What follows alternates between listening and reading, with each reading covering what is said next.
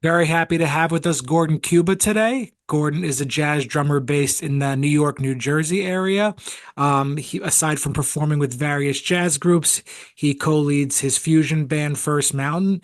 Gordon's a spectacular drummer. He's played with some people, including Dave Stryker, Hal Gaper, Charlie Apicella, and Iron City. So, Gordon, thanks for coming today. Oh, thank you, Abe. Uh, Great to have you. We're having each other, I suppose. You can think of it that way. So Gordon, let's go back to the beginning because obviously, you chose to start studying jazz, in college in Montclair, that sort of thing. At what point was it where you decided to say, okay, you know what? Music is more than a hobby, something I like, something I want to, make into my career. Do you remember when that was?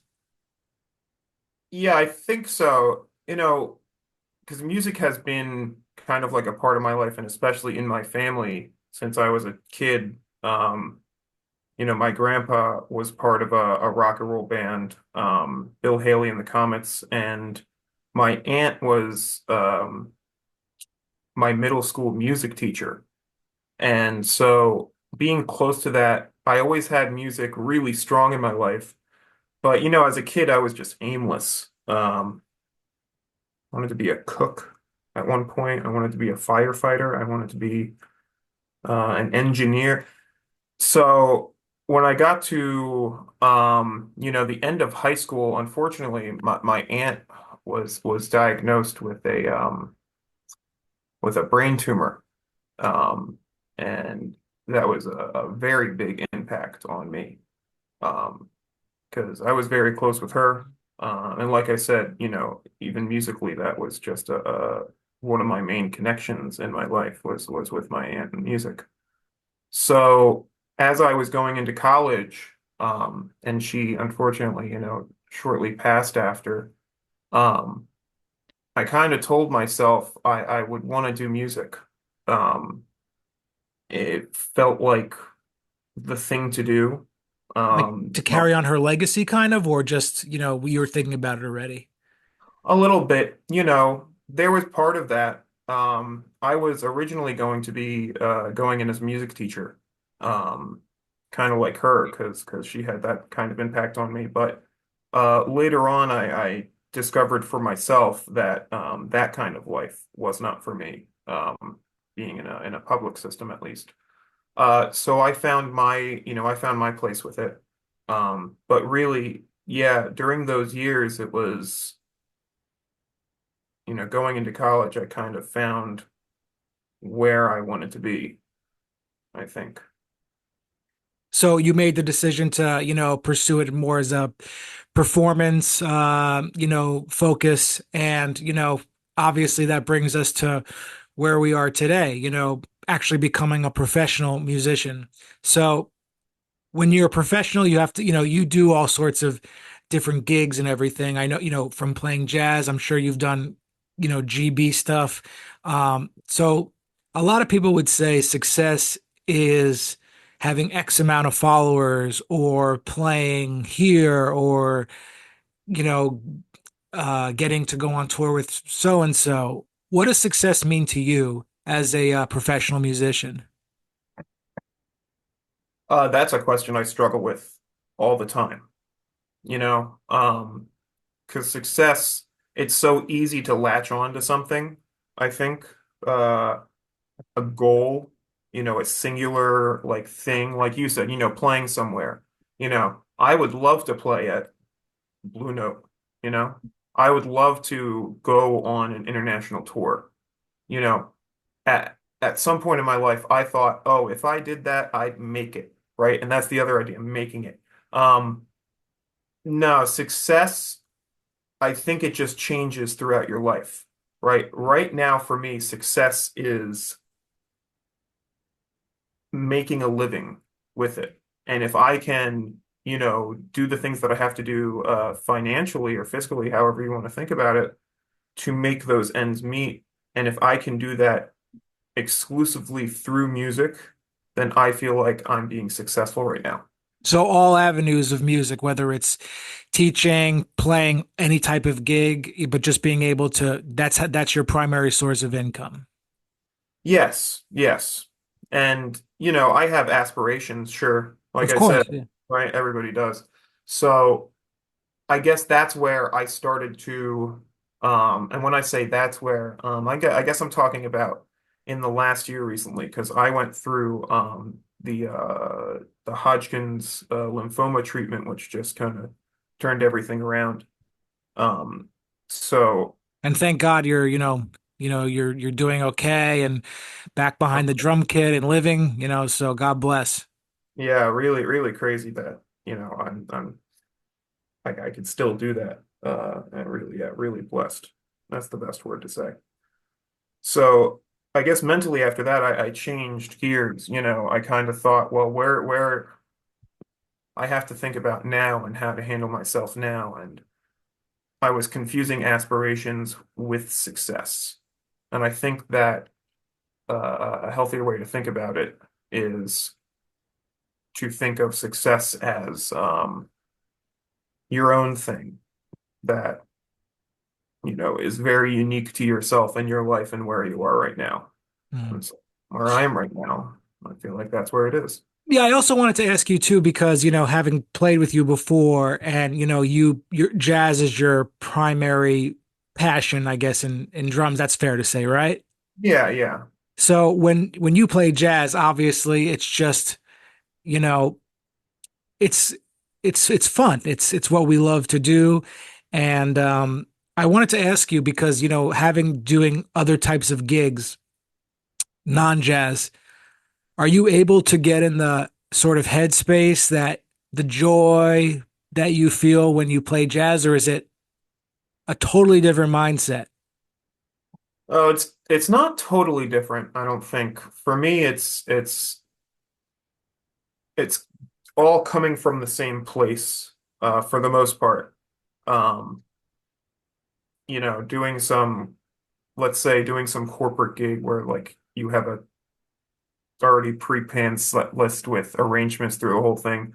Um, you do enough of those, you kind of get out of that vibe, that flow state almost, right? But I feel like at least recently I've come to a point where no matter what music I play, I do get into like what's the word you said again? Just the joyous state and, Yeah, just yeah, that joy, like that real joyous state. I can feel that no matter what gig I'm doing. But the feeling is different between the different music, right? Especially let's say jazz at this point is easy to get in that space right now because it's freeing. It's a little more, you know, I have a bit more freedom with my instrument playing jazz than playing pop or rock or whatever else there would be. yeah. And let's also talk about just, because performing is a huge part of your life. Playing the drums is your passion, your career. What does it give you that, everyday life doesn't give you, like that expressive part? Like it's almost hard to put into words.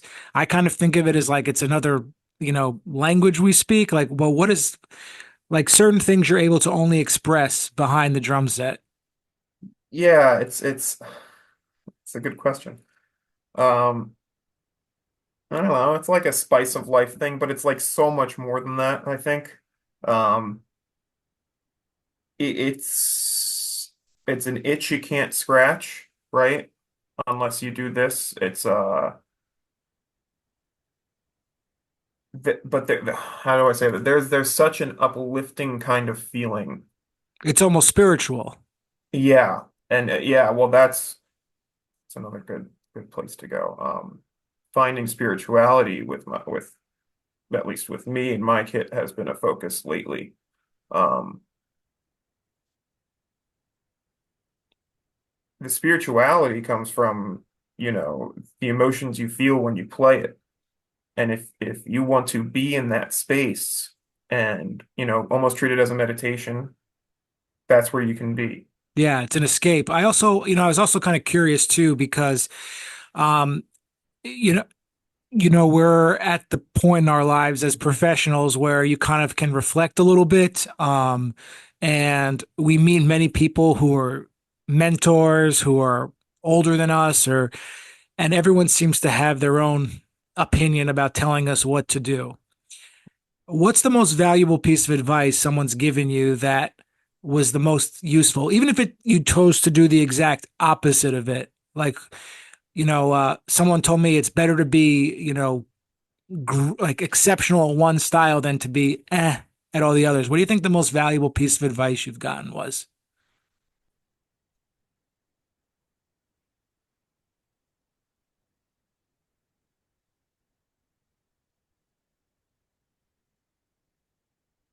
I think,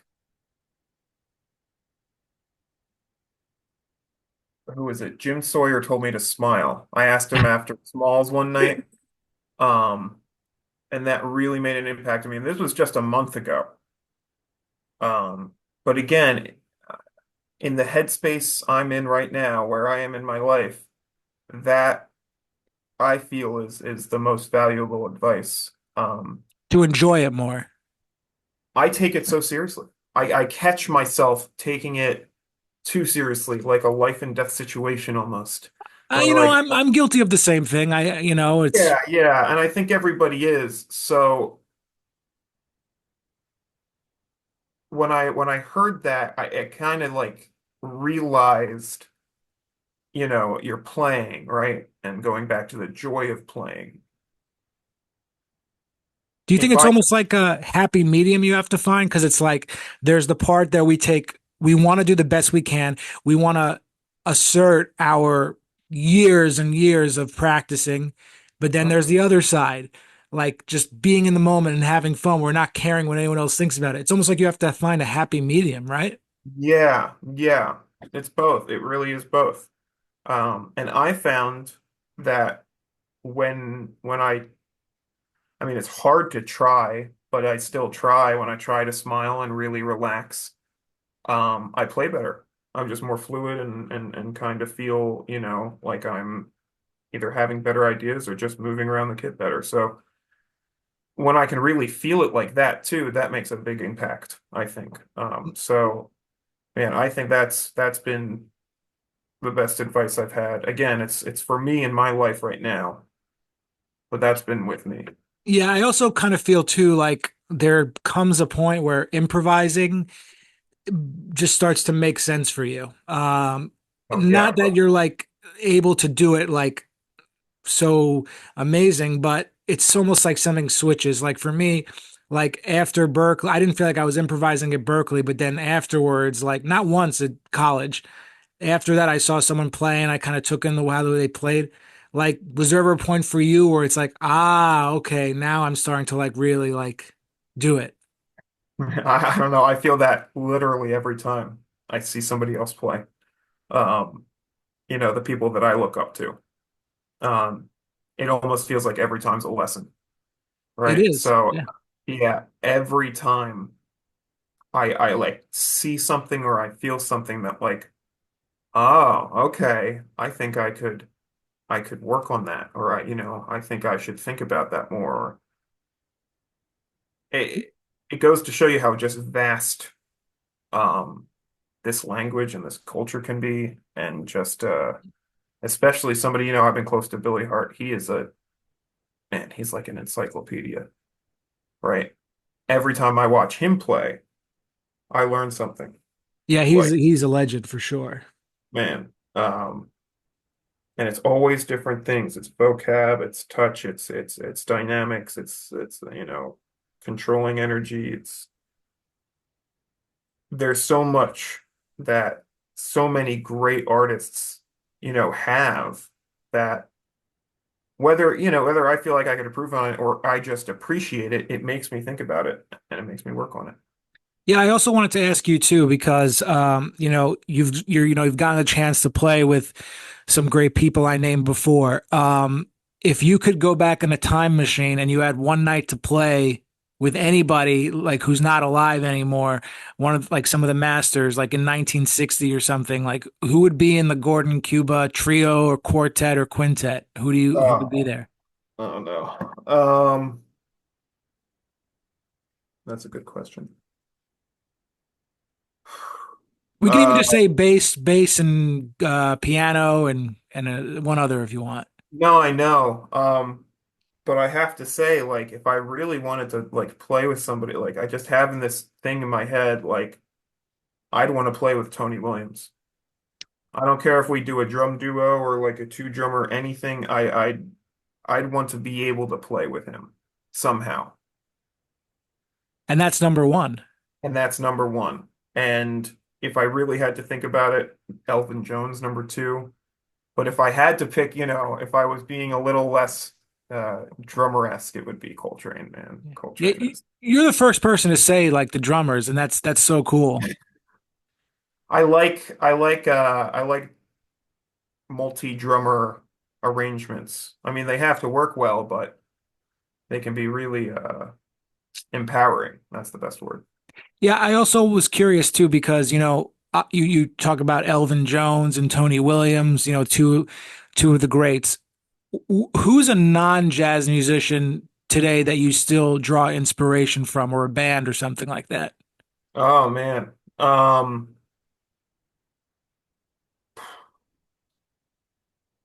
Matt Halpern is this metal drummer, this like gent drummer from the band Periphery. And I just remember like right in that time, in that really big influential time out of college for me, or right out of high school going into college, I was really on this album Periphery 2. Um, and it was just such a force to be reckoned with drumming. It was like I've never heard somebody groove so hard and be so tasteful and so but still keep the energy you need with metal and that kind of music. Um, I still almost try to like emulate some of that no matter what I play. And that's something it's hard to describe sometimes. No, I understand. We if we just take influences from jazz, I think it would be kind of boring, you know? Yeah. Like him and Danny Carey, same thing. He came from more of like a fusion thing where I came from too. But the way they kind of go around their drum set, um, from everything that I've heard, is real music, really. Just I don't know. That's No, what I'm that's drawn. great. And now you're out there, you're playing in all sorts of situations and stuff. And one thing that we don't talk about, or you hear other musicians talk about, is the lack of respect we can sometimes receive from certain management or other musicians we work with. And there's points where you just literally just want to walk out and just be like, I'm out of here. But, we don't for whatever reason. Uh, has there ever been anything like that for you? Like that just been like, you know, Oh you yeah. were you were this close to walking out of the gig. Uh, well, recently, I only started playing since May, and now it's November. I've had 12 canceled gigs. I've never had anywhere near that many gigs canceled in my life, even within just 1 year, and this is like almost 6 months. Yeah. Um, I had to cancel our gig, but I did pay you, so we're good. no, yeah, no, that's uh, a lot of other stuff going on too. But I remember um, when I first got into college, I think, and there was another fellow drummer uh, who really was just God, he was such a great drummer, Rob McNamara. Um, and he was, you know, he felt confident behind the kit. He was grooving. He had a great sound. And I came into this like really not knowing very much any of jazz into school. Um, and for like the first week or two, I felt like I was really struggling to kind of get hold of at least like where I felt like I wanted to be. And I was comparing myself to other people too, so that was always happening. But I was, going in my head, it's like am I doing this? Am I doing music school? Like, am I good enough? Right, sure, my parents, say, yeah, like I've played some gigs in South Jersey, but it's like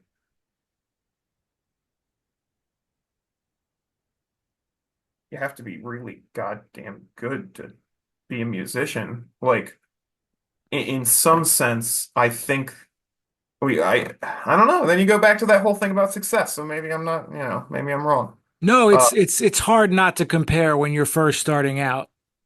yeah, right. I mean, So when I went to Berkeley, they put you in a room like the first week with like 50 guitar players, like waiting to go audition on the floor of the building, and like everyone like it's really like you're like, what the hell is this? Like yeah, this is going to be the 4 years of my life now. You know, it's brutal. yeah. So, deep kind of point where I was like questioning, self-worth, all that stuff. But I was able to kind of push through it because I just started practicing because I just thought, I don't know, it's like, what else could I do? I'm here. What else do I have to do? I might as well start practicing like as much as I can. So Keep practicing was the resolution. it felt like it. There was, other stuff going on, obviously, but when I felt those feelings of inadequacy, that I felt like I didn't want to be, I wasn't where I wanted to be, and that I wasn't going to make it, whatever that means. Yeah, it's so Um, hard to separate like who you are as a person and who you are behind the instrument, right? yeah, yeah. Now that's where I've heard some really good advice lately is that, all these amazing musicians, that's what they have though, is that whether they're on their instrument or playing their instrument or at the bar getting a drink or at their friend's house or sitting in their chair in their living room, they're them. And, it's a little bit of a persona thing. And that goes into a whole other thing too. So, I think everybody just has their own interpretation. That seems what it is. Yeah, there definitely is no one way to do things when it comes to this music or even career paths. So, and you talked about school and the, comparing yourself, that sort of thing. Um, Jazz education is just kind of an enigma. So, what do you think's missing now that you're out and about in the real world as a professional? What's missing from jazz education that you think could be there? Jazz education. Hmm. Well, I always think it should be required to go hear live music. It's just not Yeah. where. Yeah. I remember my teachers always said that and I think most of them required it. They required you to do that. Um and it was just so fun. I mean, it didn't have to be in New York City. We were in Jersey. We could find some shows in Jersey. That's what I had to do most of the time. So I didn't want to pay either to drive in, and I was just too inexperienced and nervous to start taking public transit in when I was first going in. You kind of think like New Jersey's it's a good escape from the city in a way. No, it's not. I don't think it's an escape. It's just the other place right now. Right. And it's still nothing. I don't think it's really anything compared to the city. Um, but this is where so many people live that don't live in New York or Definitely. can't, Oh yeah, absolutely. right? Um, I also wanted to ask you too, you want to get the phone ringing and you want people to say, I'm calling Gordon for this gig, right? What do you hope that the musicians that hire you are able to see that you're trying to provide them as a drummer? Well, I think that's what's missing in education. All right. Maybe that's the answer is that I feel lost in a lot of ways that way. And we had a music business class that, it talked about, royalties and calculating stuff like that and like scheduling a tour and it was good, but when it comes to you know, having the contacts, booking the gigs, um, and just like a lot of little stuff that I feel. I don't know if I can name anything specifically. Um, I either had to hear it from other people or figure it out myself. Let's say, if what's that advice? If you want to play with somebody, just start going to their gigs, right? And learning their music and showing up, and they might, recognize you. I I'm trying to do that with a couple people, but that's not something I don't think I was specifically told or heard in music school. And again, that's just like one little example, but it feels like kind of how to maneuver, the business. Yeah, Right. that's actually really smart. Just go to all their gigs and they'll notice you and then eventually they'll see that you I think I might be wrong about this, but I think maybe that's what Ralph Peterson did with Brecker or something. I could be totally Uh, wrong though. I'm not sure about that. Though, I'm probably wrong, but I heard something like that was very close to that. I'm not but it could sure. be. But Christian McBride talks about that all the time. I think he talked about that with I'm gonna forget who now. Maybe. Yeah, before we wrap up, I wanted to kind of ask you a funny question. Are there any particular standards or jazz albums that you aren't too crazy about that, you're like, oh, like someone calls this tune, you're like, I don't want to play it, or any records where you're just like, you just don't get it?